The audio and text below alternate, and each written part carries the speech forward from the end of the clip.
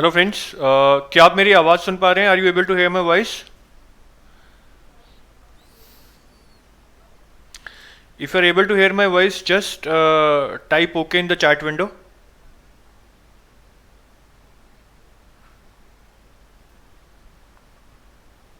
Hi Deepak, if you are able to hear my voice, just type OK in the chat window.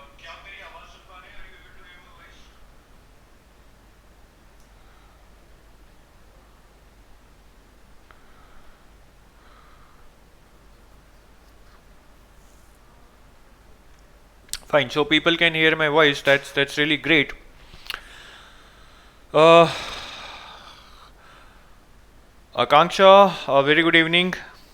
Fine, so today's session is in continuation with our series to discuss previous year questions from security market and law. This is part 2. Last week we have discussed part 1, and before that we have discussed about previous year questions of FM asked in RBI grade B.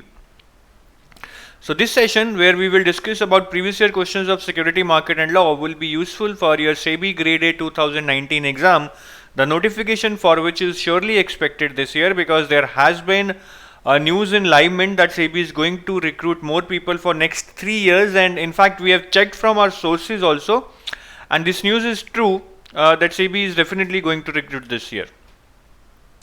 So before I start, I would just like to tell you about the excellent results by EduTap in 2017.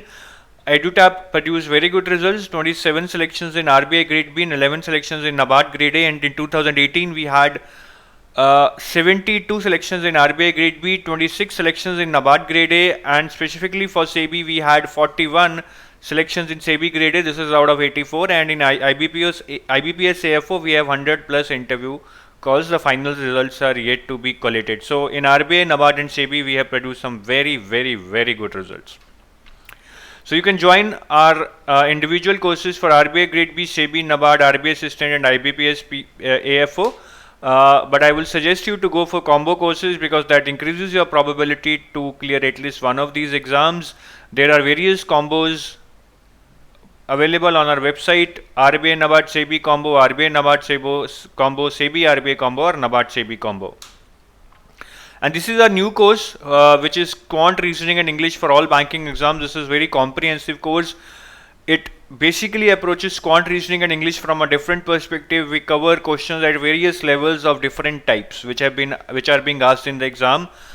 Special attention is given to newly asked questions like quantity 1, quantity 2, data interpretation in case of quant, and similarly recent pattern questions in reasoning and English. So let's start with the questions. First 10 questions I have discussed in part 1 with respect to previous year questions of security market and law. So today we will start from the 11th question. The 11th question on your screen is: chairman of a stakeholder relationship committee must be a executive director, non-executive director, independent director, or a non-independent director. So who will tell me the answer to this? Now this is not a very easy question, but to answer this question you must be well versed with the fact that what is executive, non-executive, independent and a non-independent director. So I want all of you to participate, even if you are not able to really guess, you're not able to really apply the concept here, at least make some intelligent guess. Because without participation there is no value in explaining the answer to you. So the question is: chairman of stakeholder relationship committee must be a non-executive director, executive director, independent director, or a non-independent director. So I see not many people are answering this, so I hope, I assume that, okay, Deepak Sharma has answered this as option number 2.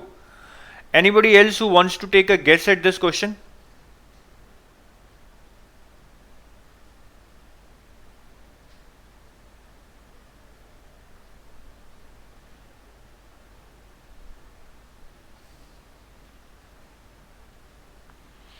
Mahalakshmi is guessing, she is saying 3. Not to worry. In case you do not know the answer to this question, just listen to the explanation and I'll explain the concept. The answer is non-executive director. Now first of all, you should be knowing that what are executive and non-executive directors. Executive directors are the ones who are basically involved in day-to-day management of the company. They are responsible for day-to-day affairs of the company, right? Whereas non-executive directors are the one who is a board member, like who is a member of the board of that company, but without any responsibilities for any day-to-day operations or day-to-day management of the company. So they are basically involved in the board to give their advice with respect to policy making and strategy. Now, next important part is where most of the people get confused: independent directors. Now, independent directors are also non-executive directors, but the difference between independent directors and non-executive directors is that independent directors cannot have any financial interest in the company. So they cannot have profit sharing in the company, they cannot take any bonus from the company, they cannot take any stock options from the company. So basically, independent directors are the ones who protect the interest of small shareholders. Now, you must be thinking how. Suppose a company is going through a bad phase and there is some ethical issues in the company. A non-executive director who have some financial interest in the company, suppose non-executive director has been promised a bonus if the company performs good, or no bonus if the company performs bad. Now, the company is going through some ethical issues. The non-executive director might not disclose that news because he thinks if that news comes out in an open market, the reputation of the company would be affected, the business of the company would be affected, the company would not be able to do good, and hence he will not be able to get his bonus. Whereas there would be no such greediness for an independent director. So as soon as he comes about some ethical issues, he will declare those ethical issues openly because he does not have any financial interest in the company. So therefore, independent directors are seen as protectors for the small shareholders, because it is small shareholders who suffer.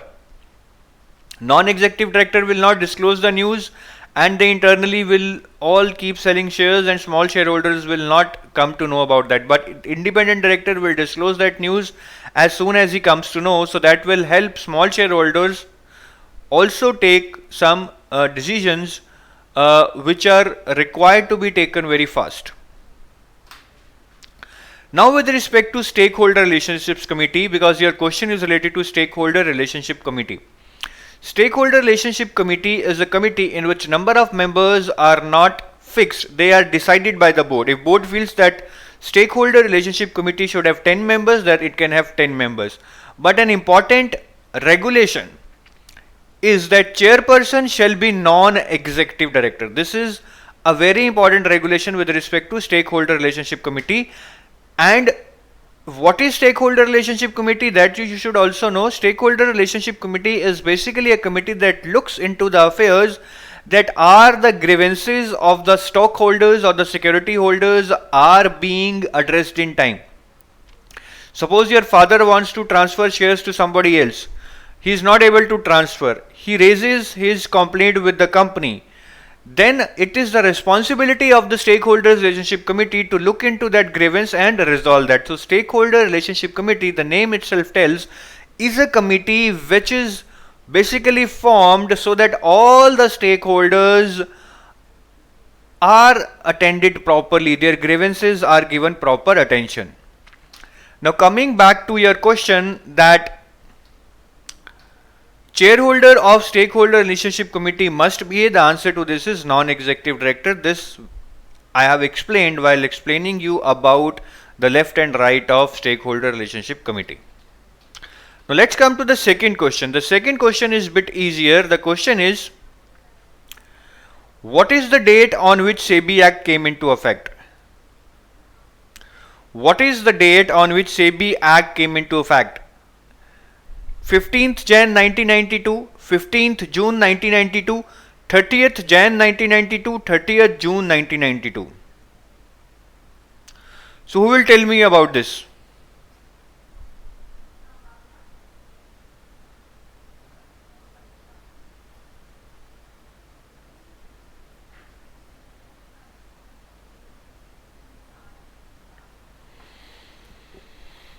I think Dhanu Patil has answered it as C. Now Deepak Sharma is answering it as 3. Mahalakshmi is also answering it as 3. Come on guys, participate.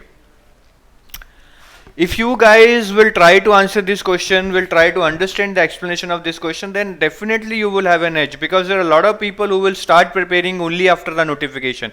So it is very high time that you start looking into such type of questions and such type of concepts. Sahil is also answering it as C. So the answer is C. That's right. 30th Jan 1992. And now you can see that this question is totally fact based. There is no concept that needs to be applied here. So as I repeat again and again, the questions that are asked in SEBI are a mix of fact based and a concept based. But do not try to cram only the facts. You can understand the facts only if your concept is clear. Paranati is saying 2, that is wrong. SEBI Act 1992 is basically called Securities and Exchange Board of India Act 1992. It applies to whole of India and it came into effect on 30th Jan 1992. That's why the answer is option number C, 30th Jan 1992. Let's come to question number 13, which is from your topic ICDR regulations. The question is, a right issue is open for a minimum and max period of. Now you must be knowing about rights issue. Rights issue is when company wants to raise additional capital. The first preference needs to be given to existing shareholders who are given an opportunity to invest into the company through rights issue. I cannot explain more about rights issue. If you want, you can read on Google, but yes, due to time constraint, I'll like to continue with the questions. The question is that during a rights issue, that issue is open for minimum and maximum period of what time?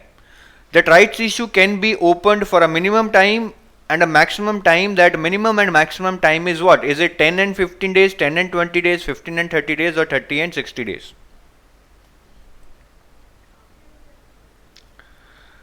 So Deepak, Praniti, Deepak, Mahalakshmi, I think lot of people are answering it as 3. Dhanu Padal is saying 3. Praniti Mandal is also saying 3. Deepak is saying 50 to 30 days. That is also correct. 15 to 30 days is in fact he is saying option C. And that's the right answer, guys. So if you are going with 15 to 30 days, that's the right answer. Period of subscription of rights issue is between minimum of 15 days and maximum of 30 days. Some additional information about the issue or the rights issue is that in rights issue, the minimum payment that needs to be made is 25% initially, and after that the rest of the money needs to be paid when the final allocation has been made. One more additional information with respect to rights issue is with respect to reservations. In a rights issue, some reservations can be made, as in some shares can be blocked for employees, and that too up to 2 lakhs to any single employee. So company can block some shares which must be allotted to employees. So that is called reservation. But there is a condition that maximum up to 2 lakhs of shares can be blocked for any single employee. Let's come to question number 14 of the day, which is related to your Security Contract and Regulation Act 1956. Question is, NSCCL is a clearing corporation of which entity? NSE, BSE, LSE, RBI. And don't tell me that you don't know the answer to this question. Even if you don't even know the answer to this question, I think you are far behind in your preparation. NSCCL stands for National Securities Clearing Corporation Limited.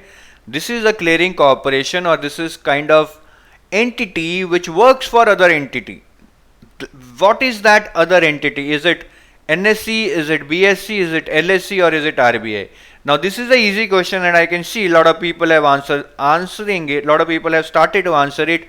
Deepika is saying A, Mahalakshmi is saying A, Sahil is saying A, Dhanu is saying A, Deepak is saying A. That's good. The answer is in fact A, NSE, that is National Stock Exchange.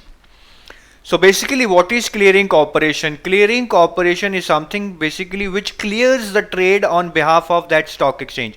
So when a buyer and a seller does a trade on a stock exchange, clearing corporation maintains the data that money needs to be obtained from the buyer, shares needs to be obtained from the seller, shares need to be given to the buyer, money needs to be given to the seller. So all these clearing of trades is done by clearing corporation, and BSE and NSE have their own clearing corporations. NSCCL, which stands for National Securities Clearing Corporation Limited, is a clearing corporation for NSE, whereas ICCL, which stands for Indian Clearing Corporation Limited, is a clearing body for BSE. So remember that. You can easily remember that National Stock Exchange, N is the first word, has a clearing corporation, NSCCL, here also N is the first word, and ICCL, which is not for NSE, obviously will belong to BSE. Now let's come to next question, which is again from your topic, SCR Act 1956. Which of the following is a depository? NSDL, CSDL, NSCCL or ICCL? Now this again is a very easy question. If you are not able to answer this question, again I would say the same thing, you are far behind in your preparation. The question is very easy. You have to tell that which of these is a depository. But this is a tricky question. NSDL, CSDL, NSCCL or ICCL. I think with the explanation that I have given you the previous question, you would be able to eliminate at least two of these options. So Deepika Tripathi is saying 2, Deepak Sharma is saying NSDL, Dhanu Patil is saying NSDL, AN is saying NSDL. Okay, people are answering it as NSDL, but why not option 2? Kavya is also saying NSDL. Guys, why not option 2? Why not CSDL? If somebody can explain why not CSDL, I think then he has a clarity about the depositories. He knows what are the names of depositories. Mahalakshmi is also saying NSDL. But who will tell me, as I am repeating the same question, why not CSDL? Sahil Arya is saying it is of ENSE. It's okay. Dhanu Patil is saying it should be CDSL. Mahalakshmi is saying it is CDSL. That is very correct. It is not CSDL, it is CDSL. So basically, what is a depository? One is clearing corporation, I defined in the previous question. Then another thing is depository, where the shares are kept in demat format. Now NSE and BSE have both their depositories. You can say for NSE the depository is NSDL, which stands for National Securities Depository Limited, and for BSE the depository is CSDL, which stands for Central Services Depository Limited, something like that. So it's it's Central Depository Services Limited. It's not CSDL. Here it is wrongly mentioned. It is CDSL. Sorry guys for this typo error. It's not CSDL. It is CDSL. Central Depository Services Limited. So your question was which of these is not a depository? NSDL is a depository, but CSDL is not a depository. It is CDSL and not CSDL. So here they are just confusing you by the name. Let's come to question number 16 now. This is your related to a topic, foreign portfolio investors. It says on behalf of SEBI, registration of FPI is given by whom? NSDL, CDSL, any authorized broker, DDP or any of the above?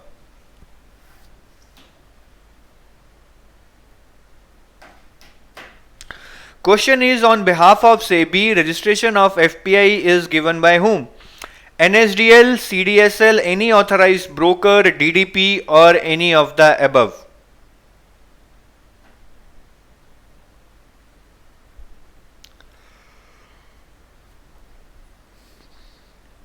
Come on guys, now this is a very tricky question which has been asked based on in-depth knowledge related to FPIs. If you have read about FPIs at the surface, you will not be able to answer this question. Mahalakshmi is saying DDP. Well, my question to Mahalakshmi is, have you started preparing for SEBI, Mahalakshmi? Are you preparing for SEBI now? Or you are just attending live sessions for SEBI grade A and you will prepare later? Deepak Sharma is also saying DDP. So it seems whoever is answering it is saying DDP. Kavya Mathur is also saying option number 3, DDP. And what is the full form of DDP? Who will tell me what is the full form of DDP?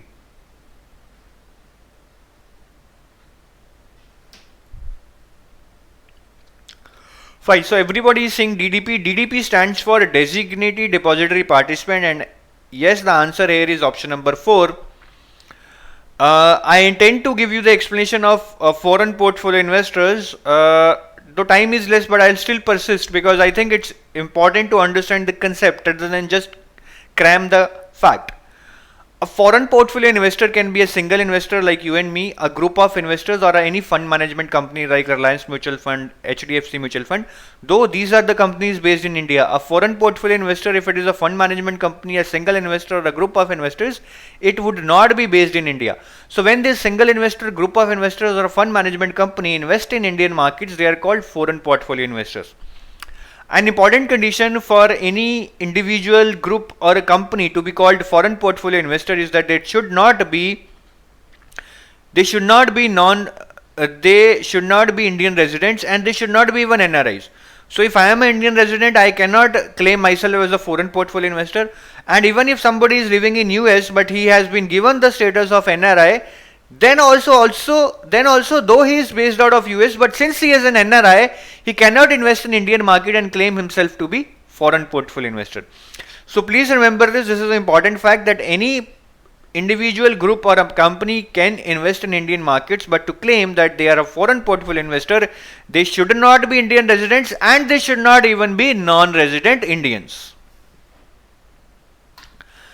Now, what are foreign portfolio investors? Basically, earlier they used to be group of 3 entities: FIIs, qualified FIIs, and FII sub-account.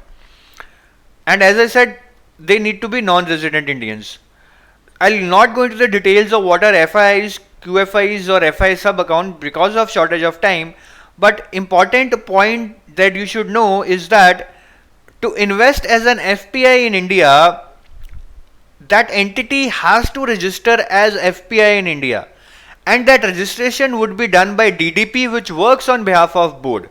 So it is designated depository participant which helps FPI register in India, and this DDP works on behalf of board, and in turn this designated depository participant has to register with board as a DDP. So it cannot be like anybody can DDP. First, an entity will become designated depository participant by registering itself as DDP with the SEBI board, and then SEBI on his behalf will give DDP the powers to register FPIs in India. Right? So let's come to question number 17. This is from your securities contract regulations topic. Question is, chairman of a stock exchange and depository should be public interest director, should be from Ministry of Finance, should be from SEBI, or should be from any entity who is acting as a custodian for the same. Come on guys, now this is again a total fact based question, that chairman of a depository should be, chairman of a stock exchange / depository. So any person who wants to become a chairman of the board of a stock exchange or a depository should be what among these options? Public interest director, he should be from an entity acting as a custodian for the same, he should be from SEBI, he should be Ministry of Finance, or he can be any of the above.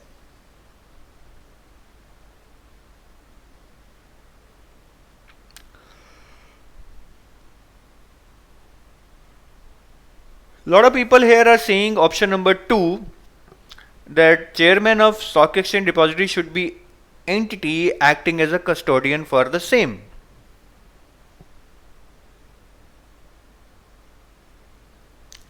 Mahalakshmi has a different view. She is saying he should be or she should be public interest director. No idea.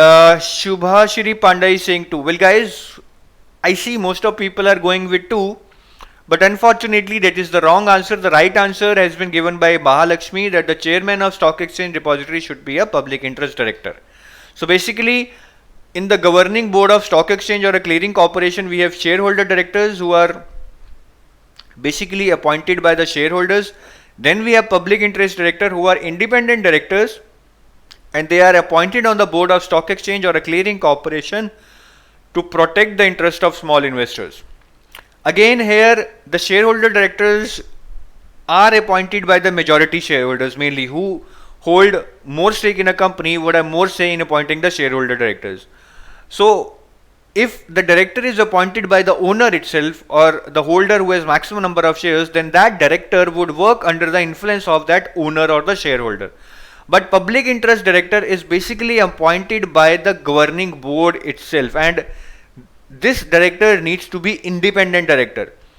So he will not work under the influence, or at least he shall not work under the influence of any of the majority or minority stakeholder. This public interest director should always look into for the favor of small shareholders, because it is the small shareholders who are not treated well by the majority shareholders. And the chairman of a governing board in a stock exchange or a clearing corporation has to be a public interest director. Please remember this. Moreover, an additional fact that you can remember, that the number of public interest directors shall not be lesser than the shareholder directors in case of stock exchange. This is in case of stock exchange, that these public interest directors should not be lesser than shareholder directors. But in case of clearing corporation, the number of public interest directors shall not be less than 2/3, whereas shareholder directors shall not exceed 1/3. So in case of stock exchange, public interest directors should not be less than shareholder directors, whereas in case of clearing corporation, public interest directors shall be minimum of 2/3 and shareholder directors cannot be more than 1/3. So in clearing corporation, there needs to be lot of public interest directors. In fact, at least 2/3 should be public interest directors. Let's come to next question. If listing of securities is refused by the stock exchange, then an appeal need to be made to. This is from your topic, securities contract regulations. So basically, if any company wants to list its shares on the stock exchange, but the stock exchange refuses that we will not list your shares, then the company who wants its securities to be listed can make an appeal against the decision of stock exchange to which party? SEBI, SET, depository or finance ministry? Sahil is the first one to answer. He's saying SET.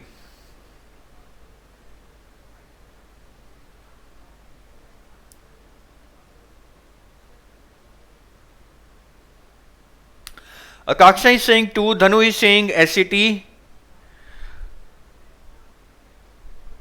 Divya is saying SET, Subhashri Pandey is saying SET, Kavya Mathur is saying SET. So a lot of people are saying SET.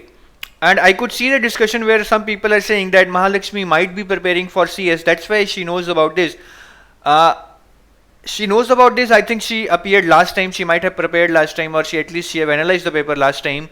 But the point is, if you are thinking that person who is preparing for CS will know the answers to all these questions, you are wrong. Because in CS, they do not teach in such a depth. In fact, the books that are meant for CS, they do not teach in such a depth. They just scratch the surface. Right? So here you need to know in depth about these regulations, about these acts. The answer to this question is SET, not depository. Tanush Tandon is saying depository, but the answer is Security Appellate Tribunal.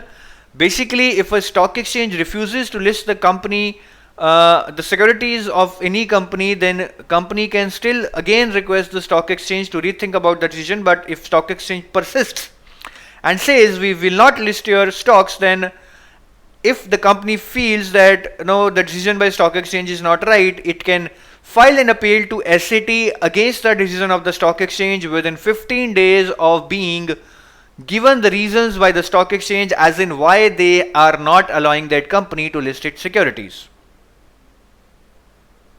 Right, so the answer here is SAT, very clearly mentioned here.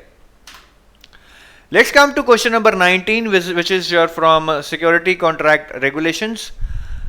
The question is basically that SEBI has a general penalty clause where it is defined that in case somebody does something bad which is not defined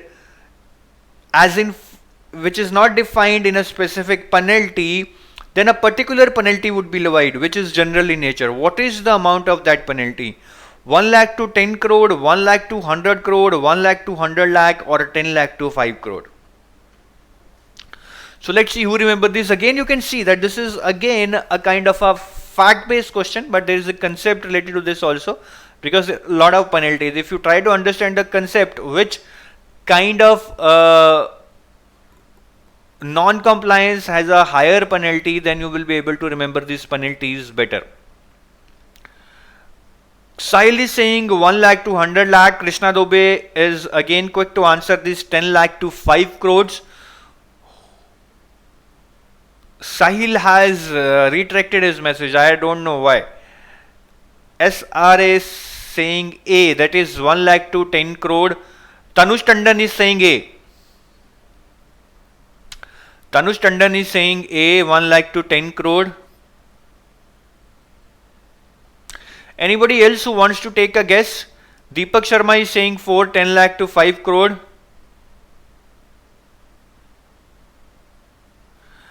Aman Khandelwal is saying, sir, I want to join your course for RBI Grade B, but sir, I am confused between EduTap and Anuj Jindal course. Please reply. Aman, I think I will not be the right person to comment on this because that might be biased.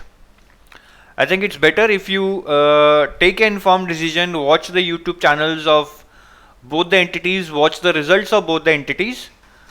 Right, so that decisions needs to be taken by you. It's not a right platform for me to compare two entities. Amit is saying A, Divya Raj is saying 4. So it seems there is a lot of confusion. People are giving different answers, but let me tell you the right answer is option number 3, 1 lakh to 100 lakh, and Sahil initially answered it correctly, but I don't know why did he retracted his message. The answer is 1 lakh to 100 crore. Actually, in SEBI regulations, they have not exactly given it as 1 lakh to 100 lakh. They have given it as 1 lakh to 1 crore. But 1 crore is 100 lakh. So you can see that they are just playing with figures here. The examiner has changed 1 crore to 100 lakh just to confuse you. But if you remember the figures correctly, 1 lakh to 1 crore rupee, you can answer this question in a very easy way. Let's come to the last question of the day. This is from your topic SAST. What is safety net arrangement?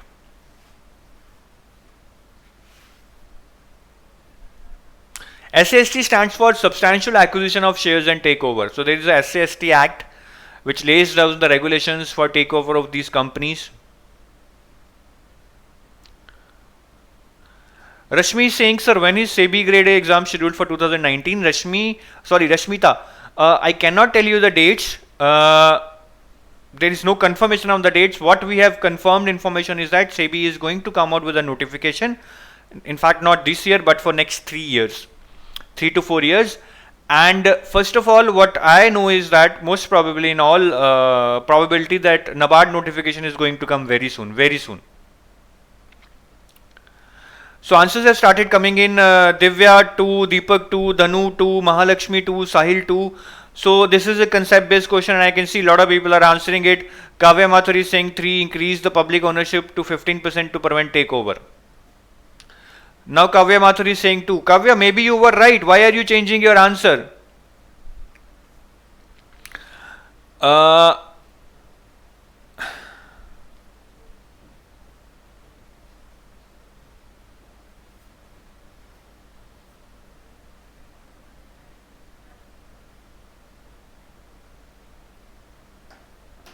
Well, I see the answer, people are answering it as mostly 2, and that is the right answer. Safety net arrangement is buyback of shares in market when buyback of shares basically not in when market price becomes lesser than the issue price.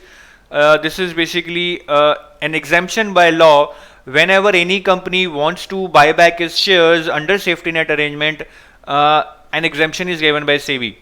So that is about exemptions. I will not go into detail of that. But what is safety net arrangement? Safety net arrangement says basically it is meant to provide safety to the people who subscribe to an IPO. So when you buy shares in IPO, you become very sad if after an IPO the price becomes down.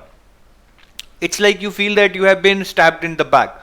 So basically safety net arrangement is a option for people who want to buy the shares. So if company wants, they can give safety net arrangement to the buyers that if after the issue the price of the shares come down, we will buy back the shares. Suppose at issue the shares are given at 100, and after the issue, if for the next 6 months the average price is below the issue price, then the promoters, or you can say the owners of that company, will buy back the shares and will return you the money. So basically that helps companies when they announce that the IPO will be a safety net IPO, to give confidence to the buyers that in case after the IPO the average price for the next 6 months comes down, you can sell your shares back to the company and get your money. So that's a win-win situation for the investor. Right, so the answer here is option number 2, that buyback of shares when market price becomes less than the issue price.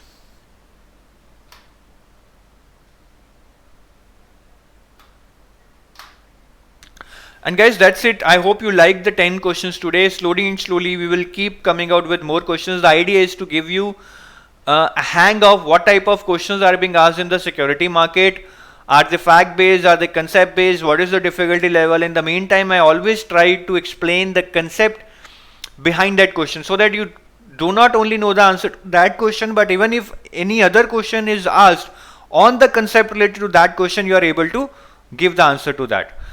So we will wrap up this session. In case you have any query, you can visit our website www.edutab.co.in to know more about our courses. You can email us at hello@edutab.co.in, or this is our mobile number 8146207241. You can call us to clear your doubts, to know about our course, to know about our results.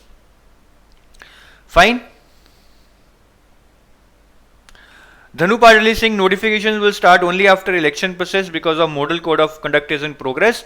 Dhanu, your wording is right, but what I know is that NABARD has got, NABARD has got go ahead from the election commission. They requested election commission that they shall be allowed to come out with a notification, because otherwise it would be too late, and election commission have cleared their file. They have given go ahead to them. Akanksha is saying, sir, want to take sessions of management and finance? Akanksha, I will take those sessions. I have previously discussed around 7-8 lectures on previous year questions of finance and management. So I'll keep taking sessions. I'll increase the frequency of my sessions also. Right? So do not worry. Right now, in next 3-4 sessions, I just want to wrap up the securities market, so that then we can again focus on finance and management, which is common for RBI grade B and SEBI grade A. Thanks for watching, guys. I really appreciate that you took out some time and joined this session, but this time will not go waste. This shall extremely help you. This shall be very helpful to you to crack the SEBI grade A exam this year, because whatever knowledge we are sharing is of immense quality and immense importance. Thank you, guys.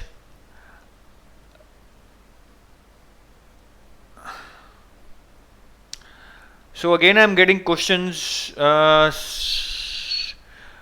Won't you take, sir, I'm an MBA finance with CS professional going on. Divya, that's really good. I think you have a right kind of educational background to appear for RBI grade B, SEBI, and even NABARD, because agriculture is not that difficult. The more exams you take up, the more is your chance to clear at least one of them.